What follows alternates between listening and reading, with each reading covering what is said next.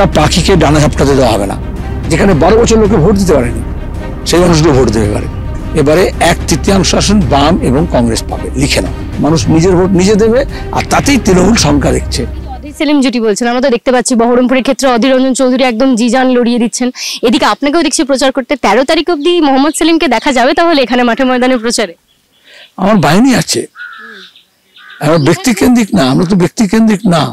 এখানে এমন নয় যে অধীর বাবু বহরমপুরের জন্য জানজি দাঁড়াচ্ছেন আর মোহাম্মদ সেলিম মুর্শিদাবাদের জন্য। আমরা মুর্শিদাবাদের 3টে কেন্দ্রেই একেবারে হ্যাট্রিক করার জন্য জানজি লাগিয়ে দিয়েছি। এখানে শূন্য হবে এবং সেটা গোটা রাজ্যের বার্তা দেবে। এটা সেমিফাইনাল হবে, 2026-এ ফাইনাল হবে যে বাম এবং কংগ্রেসের বিকল্প নবান্ন 14 তলা থেকে চোরচোট্টাদের নামাতে পারবে। এখানে নেতারা ঐক্য করেনি, মানুষ তলায় ঐক্য করেছেন, তারপরে নেতারা তার স্বীকৃতি দিয়েছেন। আর মুর্শিদাবাদ ভবিষ্যতের বাংলার রাজনীতি ঠিক করবে। অধীর এবং সেলিমের জুটি মানে হচ্ছে আসলে গোটা বাংলায় বিজেপি এবং তৃণমূলের যে বাইনারি তাকে ভেঙে একটা বিকল্প দেওয়া, সেই বিকল্পের কাজ মুর্শিদাবাদ দিচ্ছে। মুর্শিদাবাদে এই প্রথম একটা ভোট হচ্ছে মুর্শিদাবাদ কেন্দ্রে।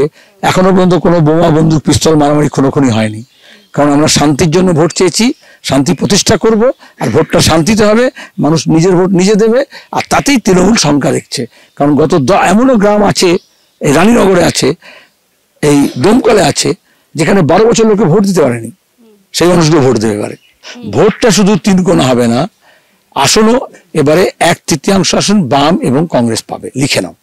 এবং সেখানেই বলবো যে আপনার মূল প্রতিপক্ষ আপনি কাকে মনে করছেন, বিজেপি নাকি তৃণমূল? আমার মূল প্রতিপক্ষ এরকম কেউ নেই বাজারে আপাতত। ওরা মনে করছে ওয়ান ডে করে ভোটের দিনে গুন্ডা বদমেশ করে ভোট লুট করবে, সেগুলো বালি। একটা পাখিকে ডানা ঝাপটাতে দেওয়া হবে না। কোন বুথের ধারে কাছে রাজ্য পুলিশ সিভিক পর্যন্ত ছেড়ে তো থাকবে না। আপনাদের বুথে বুথে সেই কর্মীদের মতো ক্ষমতা রয়েছে? একটা বুথে কত লোক আছে তুমি দেখতে পাচ্ছ না? যুব বাহিনী তৈরি হয়েছে, তার সঙ্গে কেন্দ্র বাহিনী থাকবে আলাদা, কিন্তু এখানে কাউকে ডানা ঝাপটাতে দেওয়া হবে না। মানুষ নিজের ভোটটা নিজে দেবেন, সকাল সকাল দেবেন।